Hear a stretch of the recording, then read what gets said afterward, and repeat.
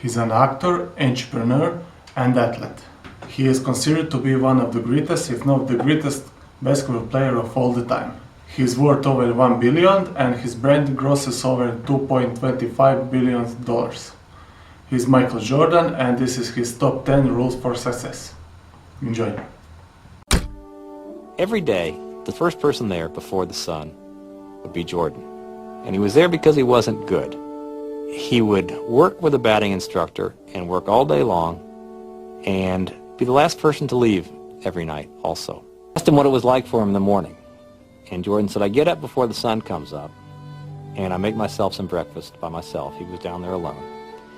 And I get in the car and I'm driving to spring training and there's no one really out on the roads yet.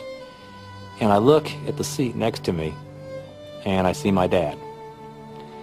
And I talk to him. I think to myself, Pops, we're doing this. We're doing this together. And the day would end and he would say to the batting instructor, can we do a little more? I think I'm getting this. I think I'm learning this. I think I'm getting this. And that's when Sports Illustrated put him on the cover, saying that Michael Jordan has embarrassed baseball.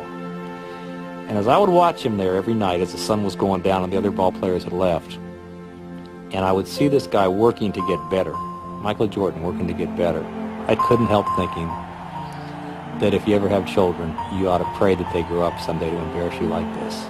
I played professional basketball for the Chicago Bulls. 32 seconds to go. A 1-point lead for Georgetown. Gordy to Black. The time, 18. Shot, Jordan! Michael Jordan! If I had to trace my evolution, the Michael Jordan evolution, it always had to start back in college. Hitting the shot against Georgetown in 1982 when I really didn't know exactly what I was doing. North Carolina has won the 1982 NCAA championship. It awakened a person inside of me to excel, to compete, to excel, to be one of the best or be the best. That drove me. And I guess with that shot, it kind of ignited a fire inside of me that nothing was going to stop me. Jordan down the middle, all the way! Jordan to the hoop! Sends it out to Jordan down the lane, all the way! Basket! It's an effort by Jordan, who has it on the break, driving all the way in! Oh, he's got an unbelievable move! He put it in and it counts! I wanted to excel my game and isolate my game from everybody else. That I was more than just, a few dimensional. Even when it came to Magic Johnson, I mean, Magic Johnson was a crowd pleaser. He was a good offensive player. He was a great motivator. Average defensive player. I wanted to change that. I wanted to take another step. I wanted to do all those things, that could separate me from Magic Johnson. I'm not saying he wasn't great. He still is great, but we're great in our own different way. And that was motivational for me. And to this day, it still is. I've missed more than 9,000 shots in my career. I've lost almost 300 games. 26 times I've been trusted to take the game-winning shot and missed. I've failed over and over and over again in my life. And that is why I succeed. I never feel that I'm at my best. I feel I still have room to improve. I still set goals for myself to strive for. I'm never complacent with what I've achieved. Even though it's been very successful for me, I still feel I have a lot to prove, not just as a player, but as a person, as a father, to some extent, as a role model in all aspects. So I'm never really too complacent with myself or with what I've achieved. When I get to a point where I feel I can improve as a player, I walk away from the game.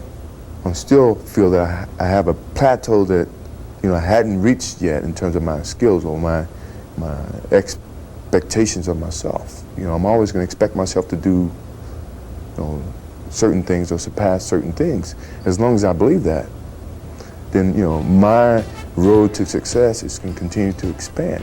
Sports is a tool that teaches. you know, and it teaches you bad things. It can also teach you good things. It's how you perceive those things. I've looked at every experience that I've had, negative and positive, and taken that as a positive. You know, if I wouldn't change anything because I think it would alter some of the other things that happened. You know, so when I look back, I can't say that I've had any bad things happen. Sure, I mean, you don't want bad things to happen, but you deal with bad things. You can't have good or without bad. It's not about the shoes.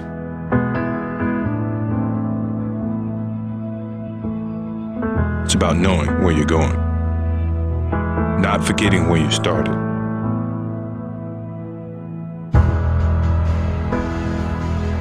It's about having the courage to fail, not breaking when you're broken, taking everything you've been given and making something better. It's about work before glory, and what's inside of you is doing what they say you can't. It's not about the shoes. It's about what you do in them. It's about being who you were born to be. You know, we are old, and sure, we're tired. It's been a long season, but mentally, we have a vision. We have a finish that we have to attain. You know, and sometimes you have to do it when you're old and you're tired. You know, and I think it's the test of your will to succeed when you have to deal with, you know, some of these negatives. And I'm pretty sure, you know, by the end of this playoffs, you'll see the old and the tired people were very, very young and strong mentally. Maybe it's my fault. Maybe I led you to believe it was easy when it wasn't. Maybe I made you think my highlights started at the free throw line and not in the gym. Maybe I made you think that every shot I took was a game winner. That my game was built on flash and not fire. Maybe it's my fault that you didn't see that failure gave me strength, that my pain was my motivation. Maybe I led you to believe that basketball was a God-given gift and not something I worked for every single day of my life. Maybe I destroyed the game. Or maybe you're just making excuses. The Bulls can win it right here. The Bulls can win it. Unbelievable. 13 seconds left. Jordan left side. I practice as if I'm playing in a game. So when the moment comes in the game, it's not new to me. That's the beauty of the game of basketball. That's the reason why you practice. That's the effort. So when you get to that moment, you don't have to think. Instinctively, things happen. Jordan a drive. Hangs, fires, yes! The Bulls lead 87-86. Michael Jordan with 45 points. You know, I think it was a very defining moment of what my career was in Chicago.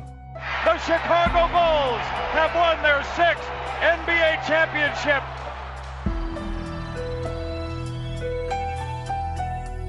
If that's the last image of Michael Jordan, how magnificent is it? Hello subscriber, welcome back, and that was top 10 rules for Michael Jordan. Leave the comment below if you find value in this video. Also give me one big smash on the like button and also subscribe to this channel.